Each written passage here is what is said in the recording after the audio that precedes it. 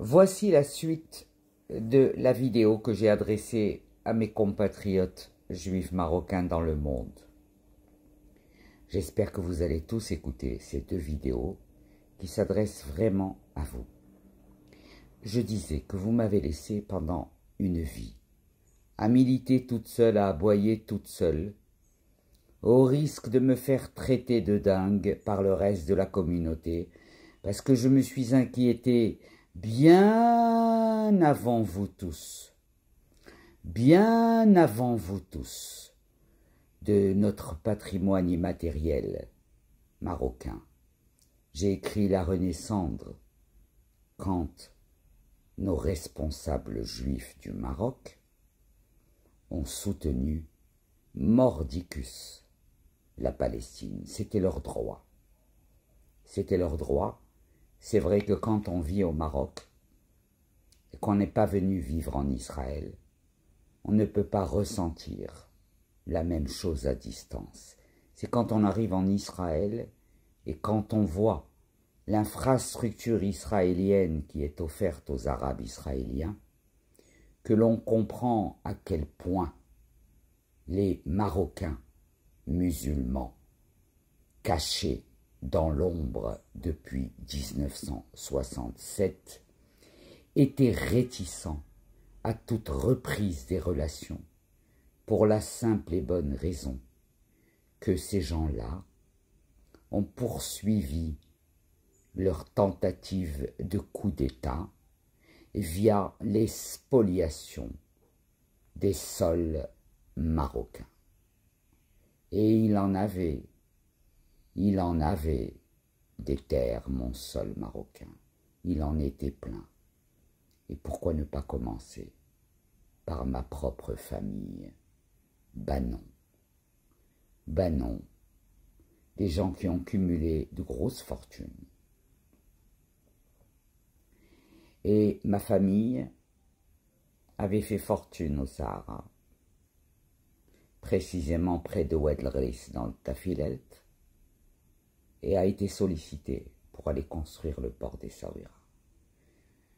En 67, Papy Banon, Jacques Itzhak Banon, avec la frousse que nous a foutu l'Istiqlal avec ses manchettes de journaux, El Yahoudi As-Sahyoni El Adou, etc., etc., et les émissions de radio, et les premières spoliations, et les premiers tcharoued dans les commissariats pour intimider les juifs du Maroc, et les délations à la douane du grand ami qui avait mangé la dafina et qui savait que ces juifs-là partaient dimanche, et il leur avait même dit où cacher l'argent, et tellement qu'il leur a dit où cacher l'argent, que les douaniers ont trouvé tout de suite cet argent, et ces gens-là ont fait leur voyage sans un centime, parce qu'ils ont été dénoncés par une de ces pourritures qui ne voit que l'argent, qui ne rêve que de l'argent, qui est persuadé qu'il n'y a que l'argent qui puisse donner de la valeur aux gens. Mais l'argent ne peut donner de la valeur qu'à des objets, pas à des gens gros cons. Et vous avez tous, juifs et musulmans, vous avez tous trempé dans la spoliation des biens juifs marocains. Ma famille a bradé ses biens dans la panique, mais nous avons suivi tous ceux qui ont perdu ou bradé leurs biens. C'est normal. Mes parents étaient le mur des lamentations de Casablanca. C'était des gens que l'on venait consulter pour prendre des conseils, parce qu'ils étaient tous les deux des gens sages. Et donc, la femme que je suis a écouté tous les secrets d'alcôve. Et j'ai vécu cet exode comme une immense douleur, parce que c'est chez mon père qu'on venait raconter que le commissaire Fertlen avait fait un abus de pouvoir. C'est chez mon père qu'on venait dire qu'un employé de l'administration avait dit « Wassirou fhalkom l'Israël ». C'est à la femme qui a élevé ma fille Karen qu'on a dit « Ntikat abdi lihoud » parce qu'elle est allée m'acheter du poisson dans un moment où ça bardait au Moyen-Orient. Mais nous sommes passés, nous les Juifs du Maroc, sur tout ça, par amour pour notre histoire, par amour et par respect pour nos rois.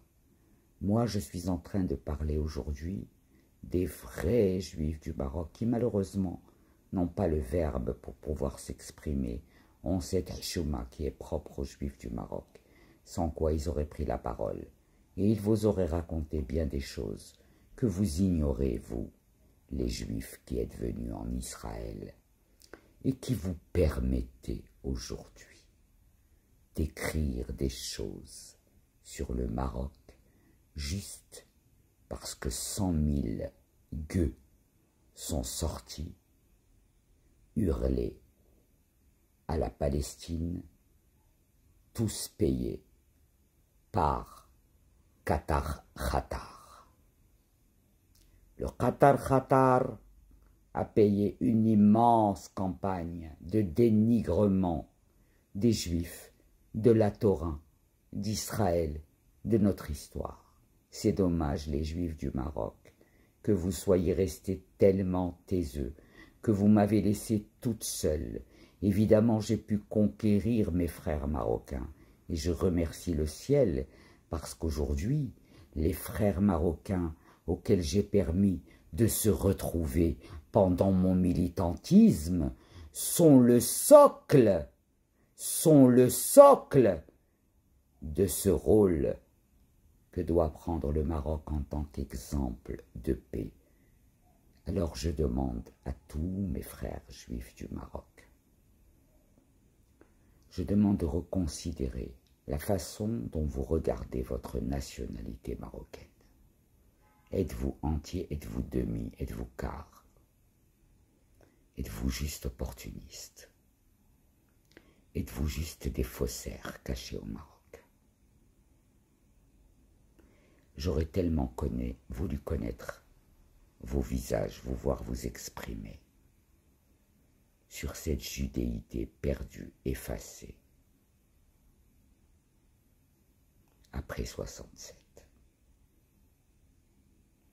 Il y a eu bien sûr beaucoup de tentatives qui se sont soldées par un échec. Pourquoi? Parce que le travail de fond n'était pas fait, parce que personne ne m'a aidé dans ce que je criais sur tous les livres scolaires,